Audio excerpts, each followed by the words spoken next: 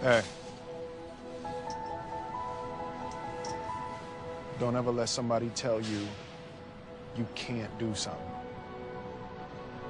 Not even me. All right? All right. You got a dream, you got to protect it. People can't do something themselves. They want to tell you you can't do it.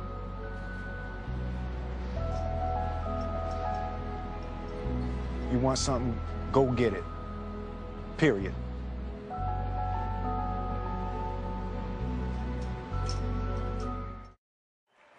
I am so honored to be here, to be a small part of the beginning and the birth of a brand. You guys have no idea how big this thing could be. The president of the studio runs out to meet me and he says, "Wow, Chris, man, wow, you look good. What are you doing? Are you working out? Man, you look great." And I say to him, "Well, you look good too. You look great. What are you doing?" And he says, "Let me show you what I'm doing." Runs over to his car, pulls out a case of Zrii. Is that wild? I wanted to become world class at something. I just had to find out what that something was going to be. And the very first time I walked into a Wall Street trading room, I knew this is it. The ticker tape is rolling, the phones are ringing off the hook, people are screaming and shouting out orders, bodies are flying all over the place, tickets are getting stamped, and what looked like chaos to anybody else, for me, it was like reading a sheet of music, and I knew this is where I'm supposed to be. Major Wall Street firms have begun to require an MBA just to get into their institutional training programs. I had never gone to college. Didn't mean I wasn't smart, didn't mean I wasn't bright, I just didn't have a college degree. But I kept coming back. I interviewed for a year. I started spending a lot of time with this guy in his office in downtown San Francisco, learning what a stockbroker does, when I was supposed to be 40 miles away selling scientific equipment. But I kept making them 200 calls, and every day for a year, this little old man came to see this gorgeous female broker who sat next to me. Was none of my business. I sit there making my 200 calls. I got on a blue suit and a gray suit. This guy watched me for a year.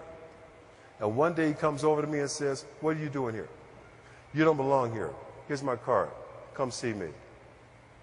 Again, I thought it was a client coming to see his broker. Wrong.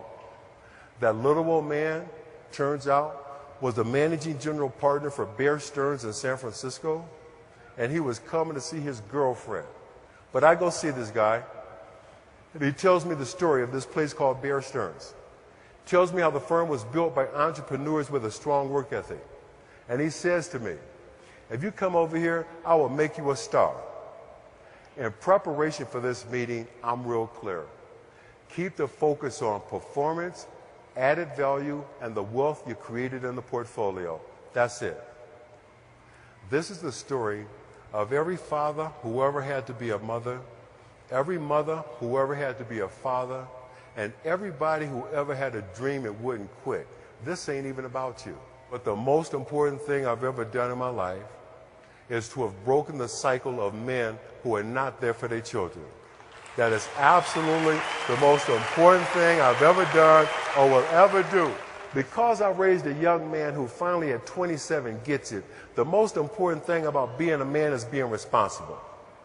Because I raised a young woman who understands how a man should treat her, respect her, and deal with her, I'm going to have influence on generations of my offspring that I probably will never meet.